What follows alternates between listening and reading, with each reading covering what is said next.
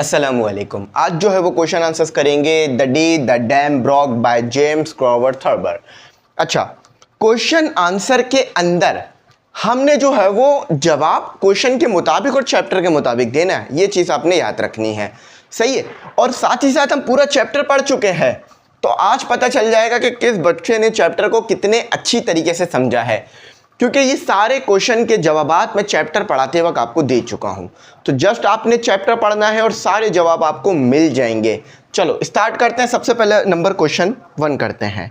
What and where did the panic start.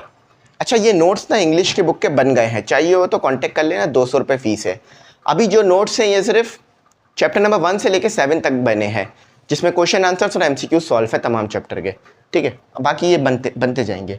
अच्छा, पहले question में क्या पूछ रहे हैं, व्हाट एंड वेयर, कहां पर, ठीक है, और क्यों पैनिक स्टार्ट हुआ, यानी आखिर लोगों में डर क्यों फैला कि डैम टूट गया है, ठीक है, और कहां हुआ ये आपने बताना है। अच्छा, the panic start in Columbus Ohio in 1930। तो पैनिक कहां स्टार्ट हुआ था? कोलंबस ओहायो में, ये अमेरिका के अंदर है। कोलंबस ओहायो, जैसे कराची में नाज़माबाद है ना, इसी तरह अमेरिका के अंदर भी कोलंबस ओहायो है। ठीक है, और 1930 में ये पैनिक स्टार्ट हुआ था, यानी ये वाकया हुआ था। ठीक है, और क्या अफवाह फैली थी कि डैम टूट गया है। इस अफवाह के फैलने से क्या हुआ, people miss interpreted the sudden rush of crowd. जैसे ही ये अफवाह फैली, लोग भागना शुरू हो गए, हर तरफ हड़बड़ मच गई। ऐसा ही होता है, कहीं अफवाह फैल जाए कि आग लग गई है तो हर कोई भागना शुरू कर देता है, बगैर ये देखे कि आग लगी कहाँ है और भागना किधर है। बस जहाँ सब भाग रहे होते हैं उसी तरफ भागना शुरू हो जाता है। तो दूर जाना चाहिए, लेकिन चेक कर लेना चाहिए कि जाना किस तरफ है, ताकि ऐसा ना हो खुदा ना खास्ता के गलत डायरेक्शन में भागना शुरू हो जाओ। ठीक है, अब दूसरा क्वेश्चन करते हैं। आसान था, नहीं तो कोई मुश्किल नहीं था, इसलिए इसको ज़्यादा डेप्थ में जाने की ज़रूरत नहीं थी। In what veg does the text illustrate the theme of mob mentality. Mob मतलब भीड़, मेंटेलिटी मतलब दिमाग, उनकी जहनियत। तो किस तरीके से इस टेक्स्ट के अंदर जो भीड़ की मेंटेलिटी है वो बताई गई है। देखो, हर भीड़ की एक मेंटेलिटी होती है, तो जहां डैम टूटने की अफवाह फैली थी वहां भी भीड़ की एक मेंटेलिटी थी। क्या भीड़ क्या कर रही थी वो आपने बताना है, कि भीड़ क्या सोच रही थी, किस तरह से रिएक्ट कर रही थी वो बताना है। ठीक है, the text the day the dam broke clearly show theme of mob mentality when the rumour spread that the dam had broken, people did not stop to check if it was true। तो mob की mentality क्या थी, यानी जो भीड़ थी उसकी mentality क्या थी, कि सबने भागना शुरू कर दिया। भाई कोई देख तो ले वाकई डैम टूटा है या नहीं, पीछे से पानी आ रहा है या नहीं। पानी तो आएगा जब भागो ना, भाई पानी है, बिजली थोड़ी ना है कि जो पता ही नहीं चलेगा और गुजर भी जाएगी। हल्के हल्के आएगा पानी, हाँ तेज आ सकता है, लेकिन पहले चेक तो करो वाकई डैम टूटा है या नहीं टूटा। बस भागना शुरू हो गए। तो मेंटेलिटी क्या थी कि भाई वो डरे हुए थे, बस उनके अंदर डर था और वो भाग रहे थे, उनको नहीं पता कि डैम टूटा था या नहीं टूटा था। एक और मेंटेलिटी भी ये पता चली कि लोग इतने ज़्यादा डर गए थे कि पीछे से एक बच्चा स्केट बोर्ड पे आ रहा था, तो लोगों को ऐसा लगा कि स्केट बोर्ड के पहिए की जो आवाज़ होती है ना, वो उनको लगने लग गई कि पानी के आने की आवाज़ है। इतने ज़्यादा डर गए थे। तो डर जाओ तो फिर फैसले नहीं लिए जाते, तो इसलिए डरना नहीं चाहिए। ठीक है, चलो क्वेश्चन नंबर 3 करते हैं। How did different individual and groups react to this news.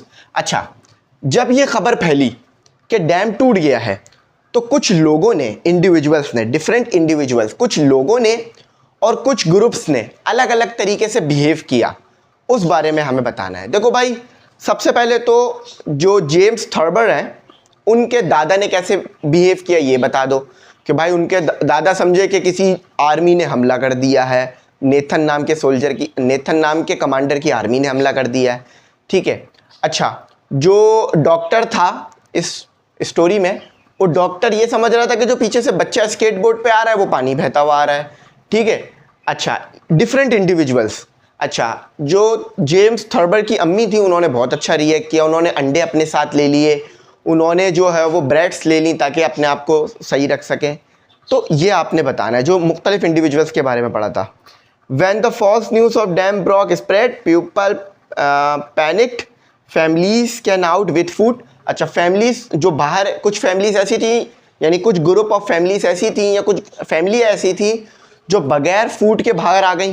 ठीक है, और चूल्हे बंद करना भी भूल गए, क्योंकि दोपहर का टाइम था, खाना पक रहा था तो वो पकता ही छोड़ गए। उनके ग्रैंडफादर ने कैसे बिहेव किया वो मैंने आपको बता दिया। तो इस तरह से आप डिफाइन कर सकते हो, और करेक्टर भी बता सकते हो अपनी मर्जी से। अच्छा, question number 4, how did the panic and? Panic आखिर एंड कैसे हुआ? भाई कभी तो पता चला होगा ना लोगों को कि डैम नहीं टूटा है। And abruptly and why nobody talk about it for the long?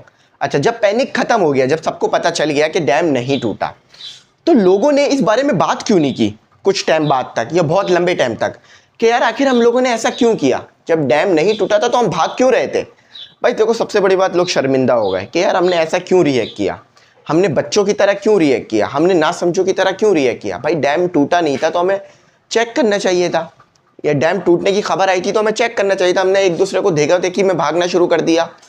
ये स्टोरी ये भी बता रही है कि देखा देखी में नहीं काम करने चाहिए।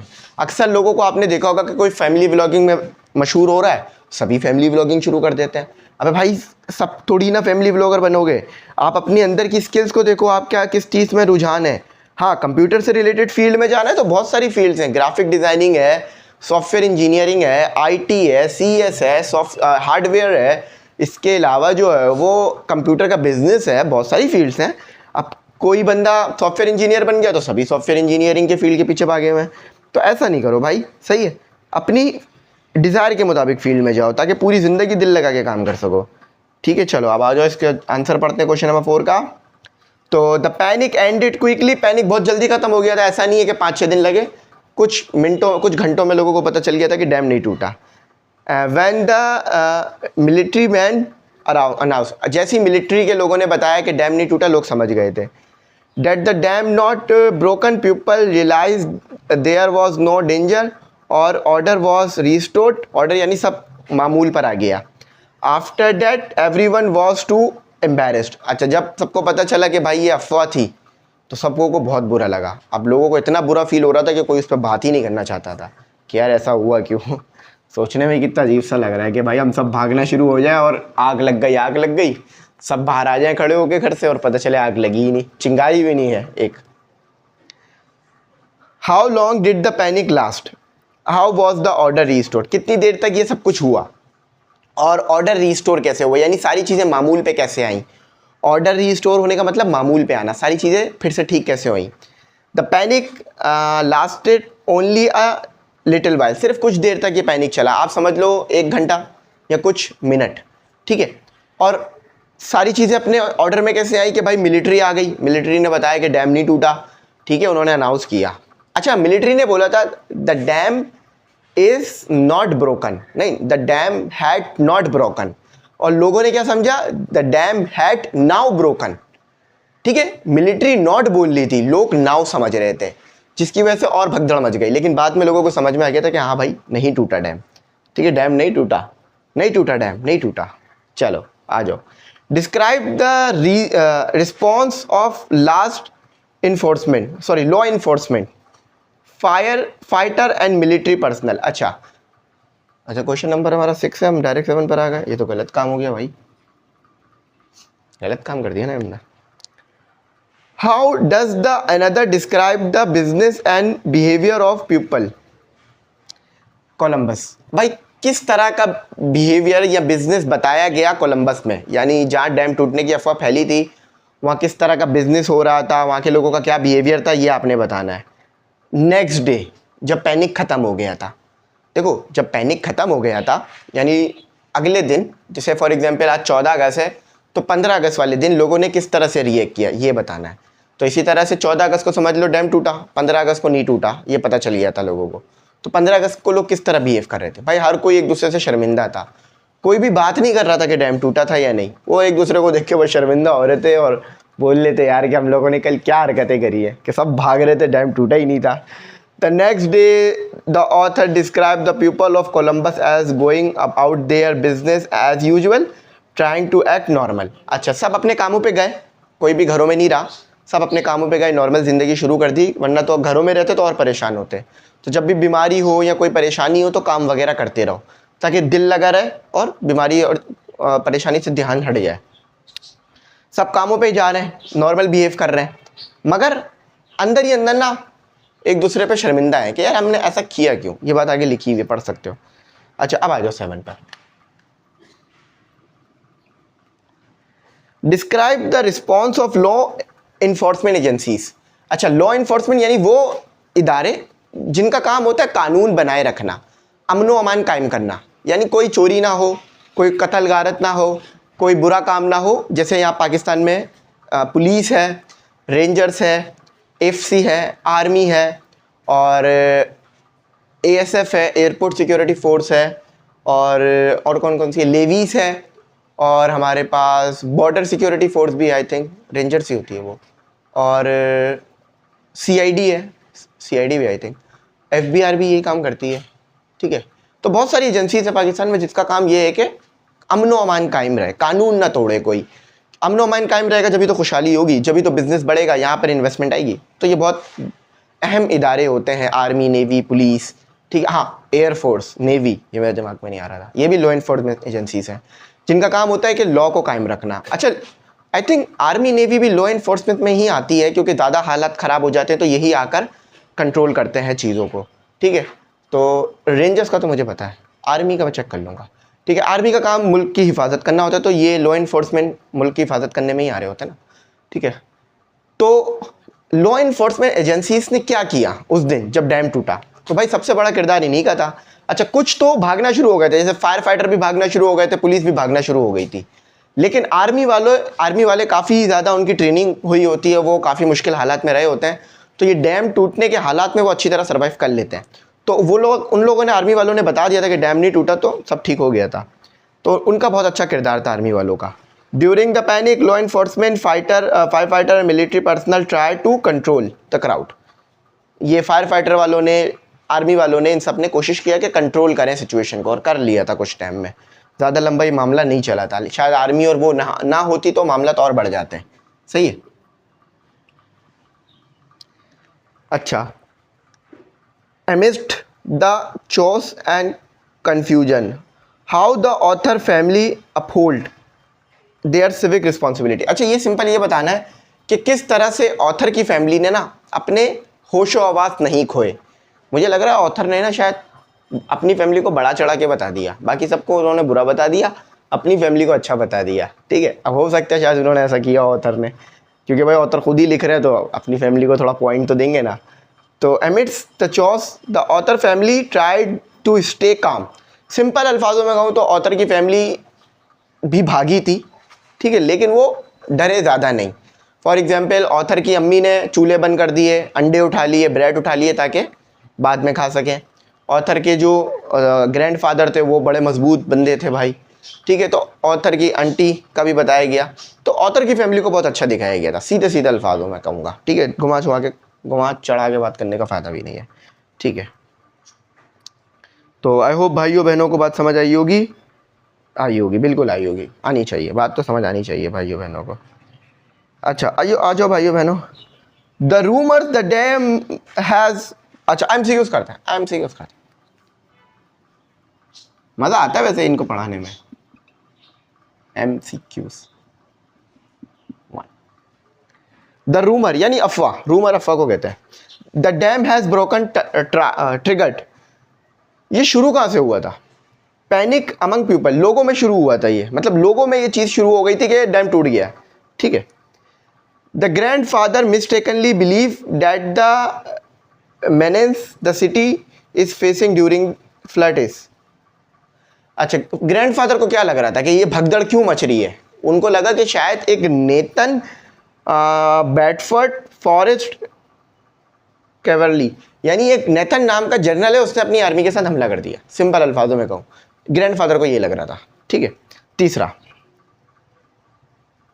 हाँ, द मिसकंसेप्शन यानी गलत फहमी, the misconception about the dam breaking that cause panic was. अच्छा, ये कहाँ से अफवाह फैली थी कि डैम टूट चुका है? ये हाई स्ट्रीट से फैली थी, याद रखना, ये बहुत इंपॉर्टेंट है। हाई स्ट्रीट से, कि वहाँ पर हमें ये बताया गया कि एक आदमी था अपनी फियांसे से या बेगम से एक होटल में मिलने जा रहा था, रेस्टोरेंट में, तो वो भागा, तो उसके पीछे और लोग भागना शुरू हो गए, तो किसी ने कहा डैम, तो सबको लगा डैम टूट गया, तो वो अफवाह फैल गई। ठीक है, तो सोचने में कितना अजीब सा लग रहा है। व्हाट डिड डॉक्टर मेलोरी, मैं डॉक्टर की बात कर रहा था, mistake for the sound of rushing water. अच्छा, डॉक्टर मिलोरी को क्या लग रहा था कि कोई पानी बहता हुआ आ रहा है, जबकि वो पानी नहीं था, वो क्या था, वो था स्विमिंग ऑफ रोलर स्केट्स, यानी रोलर स्केट्स एक बच्चा शायद चलाता हुआ आ रहा था। तो वो बच्चे का जो रोलर स्केट चलाना है ना, वो उनको लग रहा था कि पीछे से पानी बहता हुआ आ रहा है। देखो, जब इंसान डरता है तो फिर वो पटाखे की आवाज़ भी उसकी गोली की आवाज़ महसूस होने लग जाती है। The event that finally brought order and discipline fair after the panic was. अच्छा, कौन थे जिन्होंने सब कुछ ठीक किया, ऑर्डर में लाए और लोगों को घर की तरफ भेजा? मिलिट्री वाले थे। ठीक है, तो military announcing the dam had not broken, military ने बताया कि डैम नहीं टूटा। अब देखो यहाँ लिखा हुआ ना, the dam had not broken. लोग क्या समझ रहे थे पता है? इतने डरे हुए थे कि the dam had now broken, यानी अभी टूटा है। ठीक है, ये डर की वजह से हो रहा था। The author mother took eggs and loaves of bread with her and brought to. अच्छा, आपको मैंने बताया था ना कि ऑथर की मदर ने अंडे उठाए थे और ब्रेड उठाए थे। क्यों उठाए थे?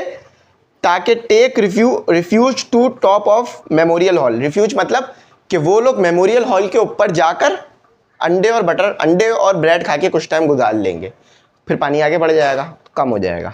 ठीक है, आफ्टर 2 ईयर, 2 साल बाद, the city resident reaction on the incident was that. 2 साल बाद लोगों का क्या रिएक्शन था उस डैम टूटने की अफवाह पर? लोग हंसते थे, मजाक उड़ाते थे कि हमने ऐसा क्यों किया। दे लाफ्ड अबाउट इट जोकेनली या जोकली। ठीक है, नो एमसीक्यूज है। अच्छा, अब आओ 8वां, what does story reveal about human behaviour in group. इस स्टोरी ने हमें क्या बताया लोगों के बिहेवियर के बारे में? सिंपल के भाई, panic was spread quickly without reason. जो अफवाह होती है ना, वो फ़ौरन से फैल जाती है।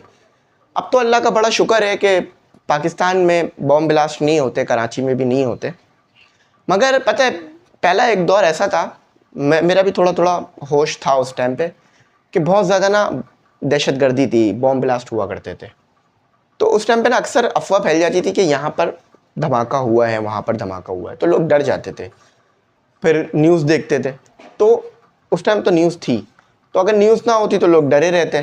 तो न्यूज़ होनी चाहिए हमारे पास सही, ताकि हम डरें ना। बारिश होने वाली है, हमें पता हो कि कहाँ कितनी बारिश होने वाली है, कब बारिश है, ताकि हम उसके हिसाब से अच्छे फैसले ले सकें, अपनी ज़िंदगी सेव कर सकें।